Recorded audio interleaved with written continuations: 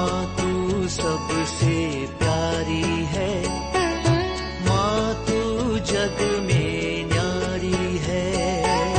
माँ तू सबसे प्यारी है, माँ तू जग में न्यारी है। पिता, पुत्र और पवित्र आत्मा के नाम पर आमीन। आप सबों को जय यीशु। प्रकाशना ग्रंथ अध्याय 11 में पहला भाग में हम लोगों ने मनन चिंतन किया। सबसे पहले योहन को एक और कार्य सौंपा गया। उनके हाथ में एक मापदंड दिया, सरकंडा दिया, मंदिर को, उसके वेदी को और वहां पर जितना आराधक हैं उनको नापने का आदेश दिया। हम लोगों ने मनन चिंतन किया है, मंदिर उस समय पर नहीं था। इसका मतलब वहां पर नापने के लिए कहा जितने भी लोग मसीह में जीवन जी रहे, ईसा मसीह में विश्वास करते हुए, जो मसीह जो सिखाया, बाइबल जो सिखाया उसके अनुसार पवित्र जीवन जी रहा है, कलीसिया से जुड़ करके जो जीवन जी रहा है, उनका नाप लेने के लिए कहा। स्वर्ग के योग्य कितने लोग हैं इसको नापने के लिए। और साथ ही साथ हम लोग 2 साक्षियों के विषय में मनन चिंतन किया। 1260 दिनों तक, 42 महीनों तक या 3.5 वर्षों तक भविष्यवाणी करने का आदेश। वे लोग भविष्यवाणी करेगा, पश्चाताप की भविष्यवाणी, प्रायश्चित करने के विषय में और प्रभु में लौट करके आने का, ये भविष्यवाणी करने का। और उन 2 व्यक्तियों के विषय में, वो ईश्वर के सामने खड़े रहने वाला 2 पेड़ है, जैतून के 2 पेड़ है, वो 2 देवदार है जो प्रभु के सामने खड़े हैं, इस प्रकार बोला है। और उनके विषय में हम लोगों ने कुछ और आगे मनन चिंतन किया। यहाँ पर जो कुछ बोला है वो मूसा नबी और एलिया के जो कार्य है उससे संबंधित है। लेकिन हम लोगों ने मनन चिंतन ये भी किया, ये मूसा नहीं है, ये एलिया नहीं है, क्योंकि मूसा ईसा मसीह से तुलना करते हुए बाइबल में मिल रहा है और एलिया यूहन्ना बपतिस्ता के साथ तुलना करते हुए, तो वो नहीं है। फिर कौन है? आज वाक्य 7 से हम लोग पढ़ते हैं, 7 से लेकर के 14 तक का वचनों में, 7 से 14 तक वचनों में फिर से हम लोग इन 2 साक्षी के विषय में पढ़ते हैं। 7 का वाक्य से थोड़ा सा पढ़ लेते हैं। जब ये अपना साक्ष्य दे चुके होंगे, ये 2 साक्षियां अपना साक्ष्य दे चुके होंगे, जो बताया हुआ 1260 दिनों तक या 42 महीनों तक, ये कुछ थोड़ी सी समय को दिखाने के लिए है। मैंने कहा कष्ट पीड़ा का जो पीरियड है, इसको ये नहीं गिनती करना है ये 3.5 वर्ष है करके, ऐसा नहीं गिनती करना। हम लोगों ने कल के क्लास में मनन चिंतन किया, 7 का आधा है 3.5, अर्थात 7 पूर्णता का है, ये 3.5 इसका मतलब उसका आधा अपूर्णता का, और वो दुख पीड़ा का समय को दर्शाने के लिए इस प्रकार का ये टाइम दिया है। दुख पीड़ा का समय को बताने के लिए, चाहे 42 वर्ष का, 42 महीनों का वर्णन कर रहा हो, या 1260 दिन के बारे में बोल रहा हो, या 3.5 वर्ष के बारे में बोल रहा हो, वो दुख पीड़ा का समय है। कितना वर्ष होगा हम कोई नहीं जान रहा है, केवल ईश्वर जान रहा है। ये ईसा मसीह ने स्वयं कहा, मानव पुत्र भी उसको नहीं जान रहा है करके उस घड़ी के विषय में।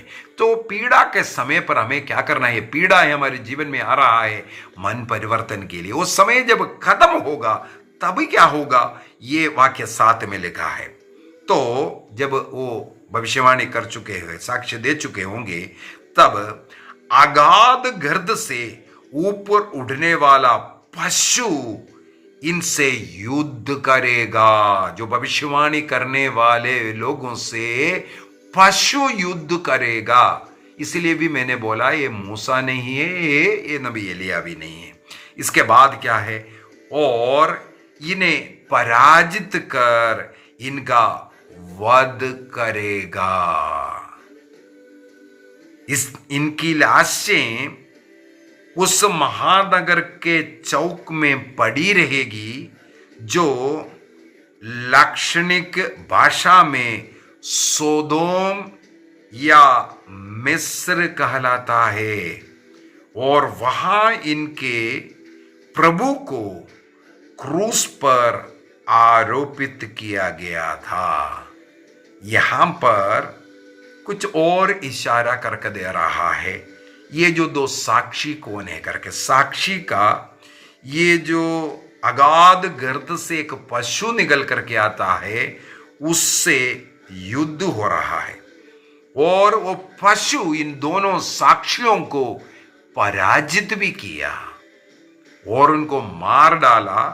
और आगे लिखा है उनका लाश उस सोदोम या मिस्र कहलाते वहां पर जहां पर ईसा मसीह को, उनके प्रभु को क्रूस पर आरोपित किया गया था।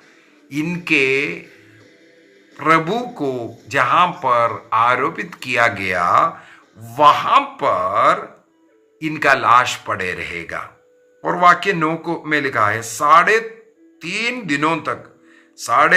दिनों तक हर प्रजाति, वंश, भाषा और राष्ट्र के लोग इन्हीं लाशें देखने आएंगे और इन्हें कब्र में रखने की अनुमति नहीं देंगे।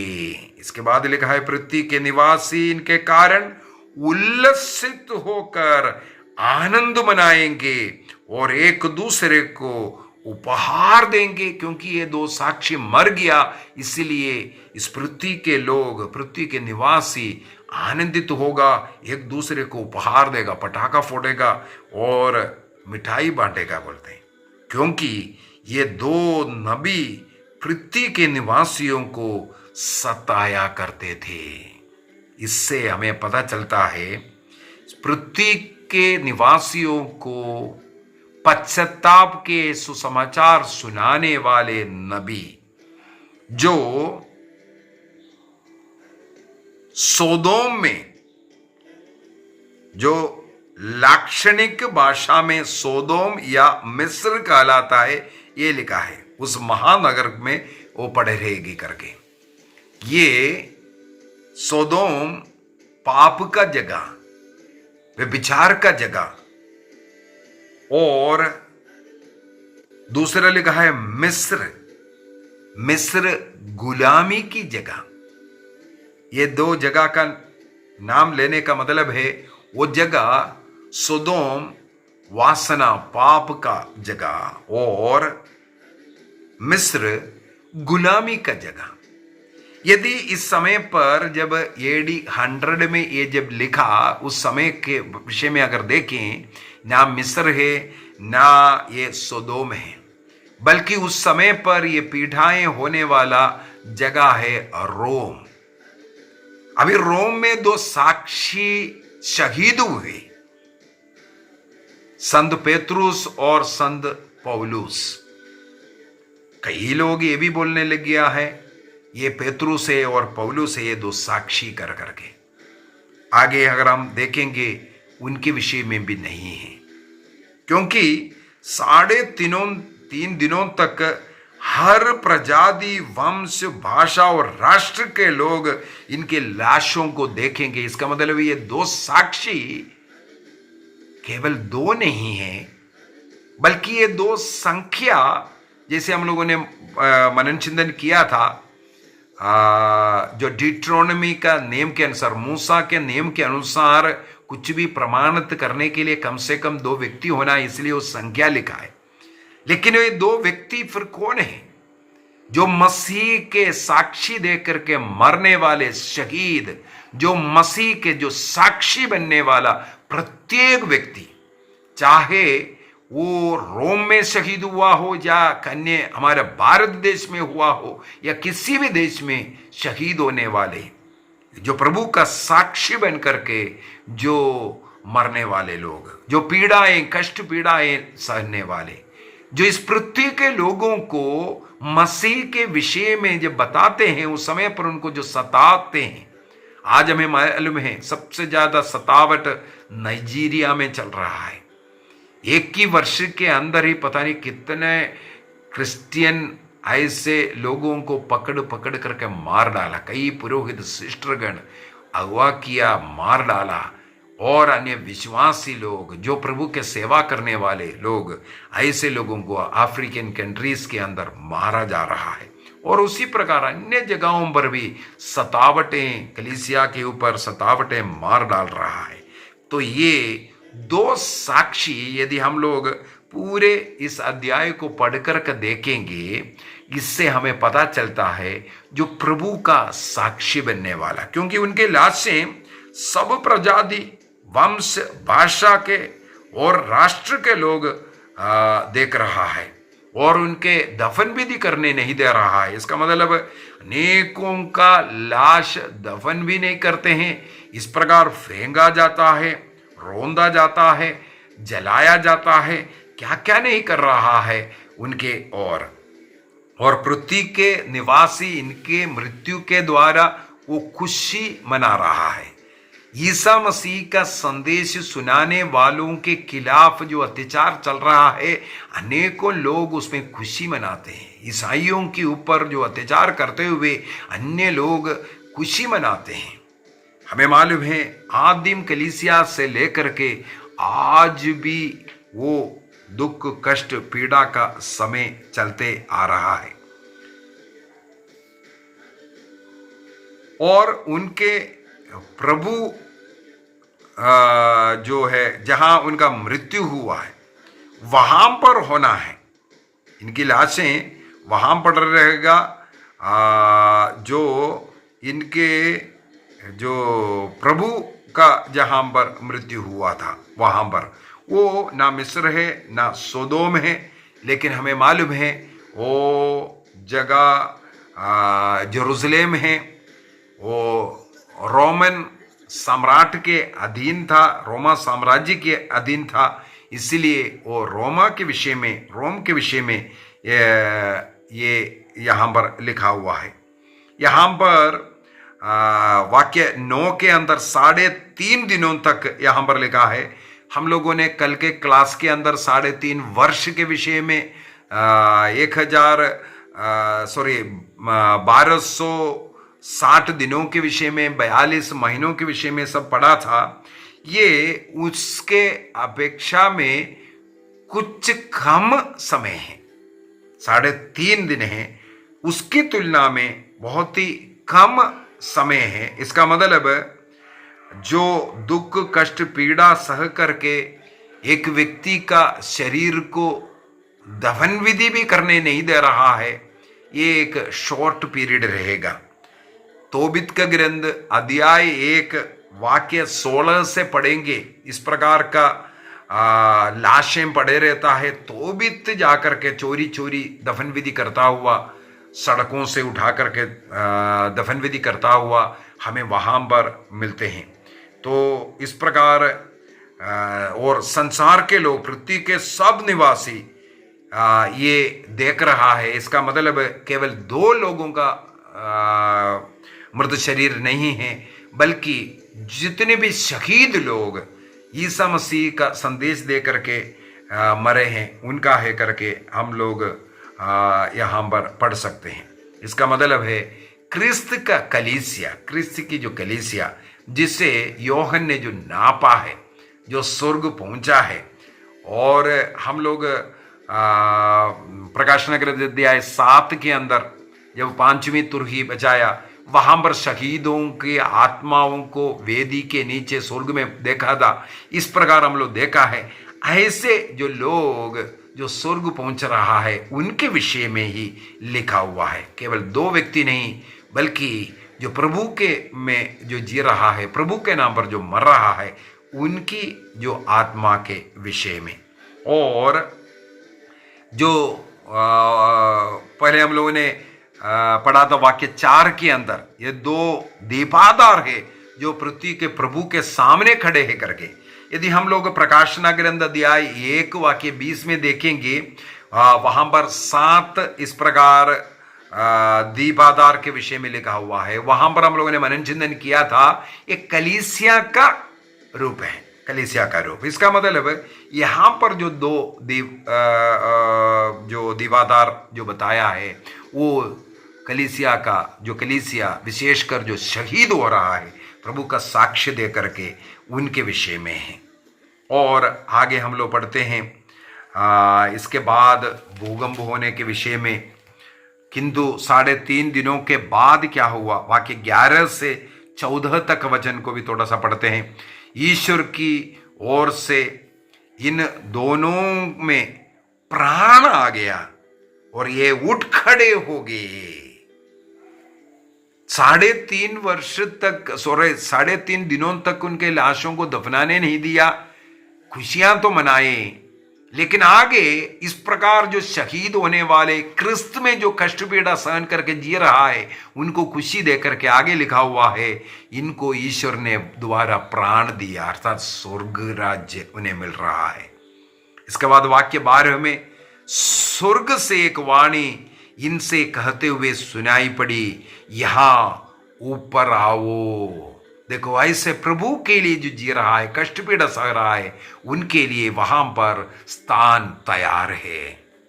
और ये अपने शत्रुओं के देखते देखते बादल में स्वर्ग चला गया। उसी समय भारी भूकंप हुआ, नगर का 10वां भाग मिट्टी में मिल गया। 7,000 लोग भूकंप में मर गए, और जो बच गए हैं उन्हें भयभीत होकर स्वर्ग की ईश्वर की स्तुति की।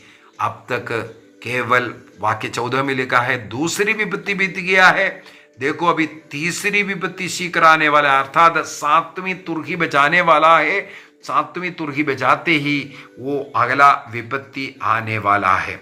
मत्ती का सुसमाचार अध्याय 27 वाक्य 51 में, मैथ्यू चैप्टर 27 वर्स 51 में, ईसा मसीह के मृत्यु के समय पर भी इस प्रकार भूकंप हुआ, कब्रें खुल गया, आत्माएं जी उठे। ये सब हम लोग वहां पर पढ़ते हैं। जो प्रभु में मरा है उनका पुनर्जीवित होने का, स्वर्ग जाने के विषय में ये लिखा हुआ है। और उनको दोबारा प्राण देने के विषय में हम लोग इसी प्रकार अध्याय 6 के 11 के अंदर, प्रकाशन ग्रंथ अध्याय 6 के 11 के अंदर हम लोग पढ़ा है, उनको जो सफेद वस्त्र दिया गया करके, वस्त्र जो देना, उसी प्रकार यहाँ पर उन्हें स्वर्ग जाने के लिए उनको जीवन दिया, उन्हें स्वर्ग में बुलाया गया है। और इस प्रकार ईश्वर की महिमा में वे प्रवेश करता हुआ। आइए हम लोग आंखें बंद करें। हम लोगों ने आज मनन चिंतन किया ये 2 साक्षी, जो क्रिस्त में रहने वाले सभी विश्वासी लोग, विशेषकर क्रिस्त के लिए अपना प्राण अर्पित करते हैं। क्रिस्त जैसे पवित्रता का जीवन, भक्ति का जीवन, विनम्रता का जीवन, पाप से दूर रहने वाला, और उसके लिए जो कष्ट पीड़ा सहने के लिए तैयार, मरने के लिए तैयार होते हैं। ये 2 साक्षी प्रभु का वो कलीसिया है, प्रभु से जुड़े रहने वालों का कलीसिया। ये 2 साक्षी प्रभु में रह करके कितना भी कष्ट पीड़ा सहने के लिए तैयार है, चाहे बीमारी हो, चाहे अन्य कुछ भी हो। जिस प्रकार दानियल के ग्रंथ अध्याय 13 के अंदर हम लोग पढ़ते हैं, सुसन्न पाप ना करने के लिए मरने के लिए तैयार हुआ। ईश्वर को छोड़ करके कोई कार्य नहीं होगा, कलीसिया को छोड़ करके मुझे कुछ नहीं चाहिए, ना चंगाई के नाम पर, ना कुछ और किसी के नाम पर। मैं प्रभु के कलीसिया, प्रभु के शरीर से अलग नहीं होऊंगा। यह निर्णय करें, समर्पित करें अपने जीवन को, अपने परिवार को, परिवार के जरूरतों को समर्पित करें। इन वचनों के अनुसार जीने का, प्रभु का साक्षी बनकर के, उत्तम साक्षी बनकर रहने का हमें कृपा मिले, क्योंकि वो 2 साक्षी मैं और आप भी हैं। निर्णय कीजिए, निर्णय कीजिए। पवित्रता का जीवन, प्रभु का साक्षी, अपने जीवन का उदाहरण लोगों को देंगे। रोज प्रार्थना करने वाला, बाइबल पढ़ने वाला, प्रतिदिन चर्च जाने वाला, योग्य रीति से परम प्रसाद ग्रहण करते हुए उस आनंद जीवन में प्रवेश करने के लिए तैयार होंगे। निर्णय कीजिए। पिता, पुत्र और पवित्र आत्मा के नाम पर आमीन। आप सबों को जय यीशु।